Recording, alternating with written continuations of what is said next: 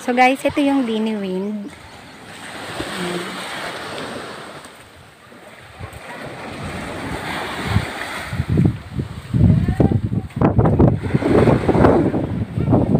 So mas marami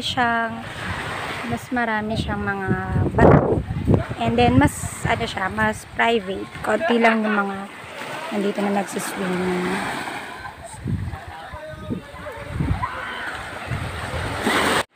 And then susundan ng aso. Sobrang ganda. Sobrang ganda. The best. So, may mga tourist din. So, sobrang daming tourist din pala. So, try to go there. Dun sa parang cave. Marami nagpupunta kasi. Yeah, so, sobrang ganda niya. Kaya, puntahan pa natin. Closer. Ayan, wow. So beautiful. Ganda. So, yun, nandito na tayo. Marami rin siyang tao sa loob. Hinahaw niya. Sobrang linaw. So, para pwede ka mag-cliff diving nata. So, sobrang linaw. Okay. So, yun yung kapuntan station 1. Linaw niya. Sobrang linaw.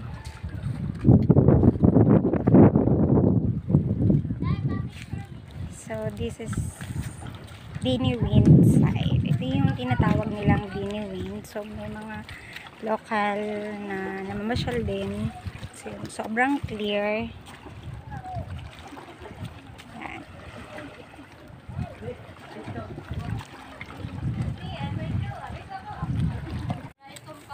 Daan from Station 1. So, nakikita ko yung Station 1 doon.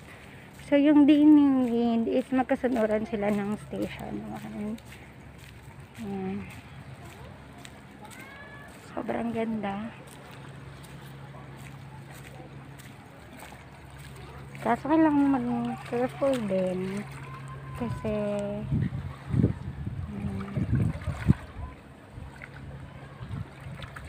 parang madudulas siya.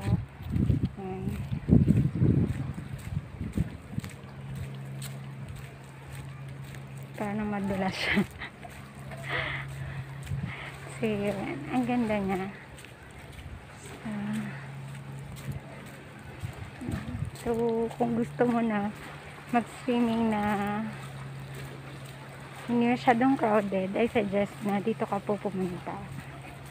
So, kung group kayo, so, okay rin siya. Kasi yan, no? So, yun nga lang medyo siguro. Kaya hindi rin siya masyadong pinupuntan kasi mabato. Ayan. Hotel price in Dini Wind is much higher rather than to Station 1 and Station 3.